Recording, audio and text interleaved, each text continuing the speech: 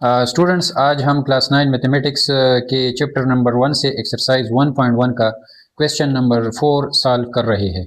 Students, इस question में पूछ रहे हैं कि which of the following matrices are equal, के इन मैट्रिसेस में कौन से मैट्रिसेस इक्वल है। स्टूडेंट्स, इक्वल मैट्रिसेस का क्या मतलब है? इसका डिफिनीशन ये है कि matrices A and B are said to be equal. हम दो मैट्रिसेस ए और बी को इक्वल कहेंगे if the following condition holds, अगर उनमें ये खसूसियात हो। फर्स्ट जो कंडीशन है वो ये है कि order of A is equal to order of B, मतलब इन दोनों मैट्रिसेस का जो ऑर्डर होगा या साइज़ होगा या डायमेंशन वो आपस में बराबर होगा। और इसके अलावा corresponding elements are equal, A B की जो करस्पॉन्डिंग एलिमेंट्स हो वो भी इक्वल होंगी।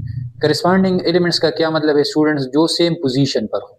सपोज ये मैट्रिक्स ए है, ये बी है, तो अगर हम इधर देख लें तो इन दोनों का जो ऑर्डर है वो 2/2 है, मतलब दोनों स्क्वायर मैट्रिसेस है। और अब करस्पॉन्डिंग एलिमेंट्स इन दो मैट्रिसेस में कौन कौन से है जो सेम पोजीशन पर है। सिंपली अगर हम 2 को देख लें तो ये फर्स्ट रो और फर्स्ट कॉलम में है, तो इसका करस्पॉन्डिंग जो एलिमेंट है वो बनेगा इधर 2, यानी 2 इधर इसके लिए करस्पॉन्डिंग एलिमेंट है, क्योंकि ये 2 भी फर्स्ट रो और फर्स्ट कॉलम में है। इसके साथ साथ 5 के लिए करस्पॉन्डिंग एलिमेंट क्या है?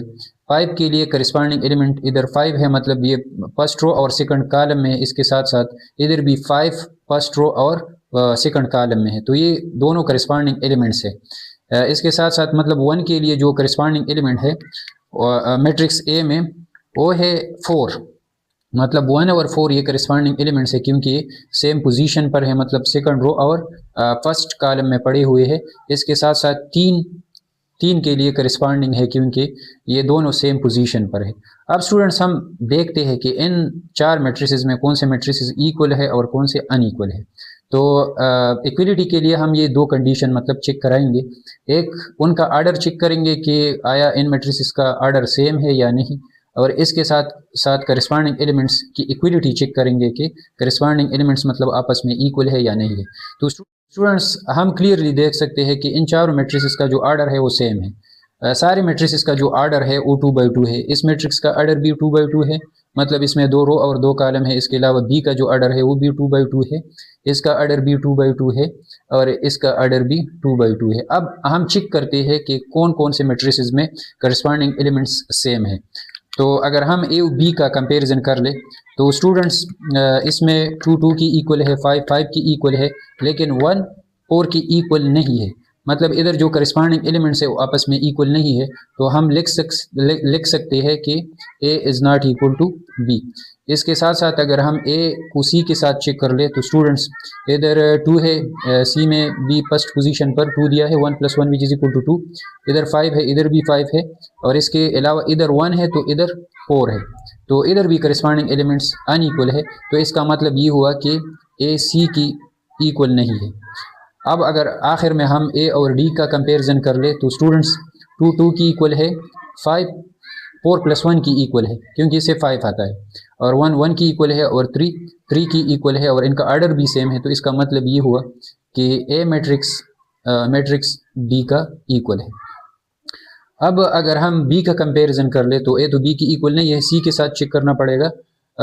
बी और सी का ऑर्डर सेम है, 2/2 है। करस्पॉन्डिंग एलिमेंट्स हम चेक करते हैं, 2 1 + 1 की इक्वल है, और 5 3 + 2 की इक्वल है, और 4 की इक्वल है, और 3 इक्वल है 2 + 1 का।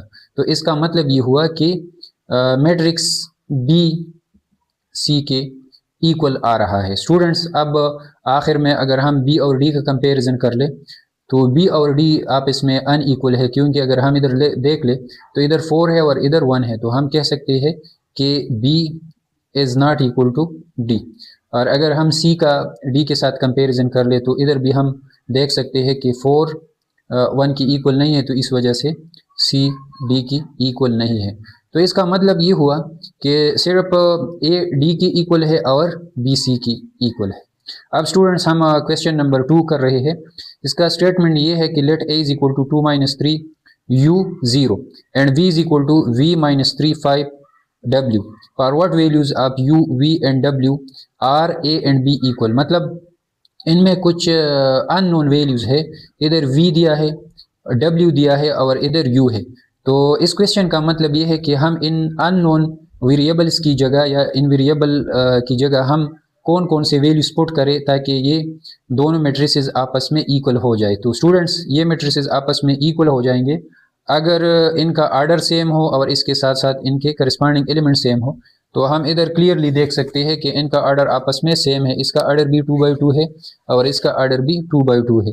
अब ये दोनों मैट्रिसेस आपस में इक्वल होंगे अगर v की वैल्यू 2 के बराबर हो, क्योंकि ये दोनों करस्पॉन्डिंग एलिमेंट्स है, और u 5 के बराबर हो और इसके साथ w की जो वैल्यू हो वो अगर हम 0 के बराबर ले ले तो ये दोनों मैट्रिसेस इक्वल हो जाएंगे।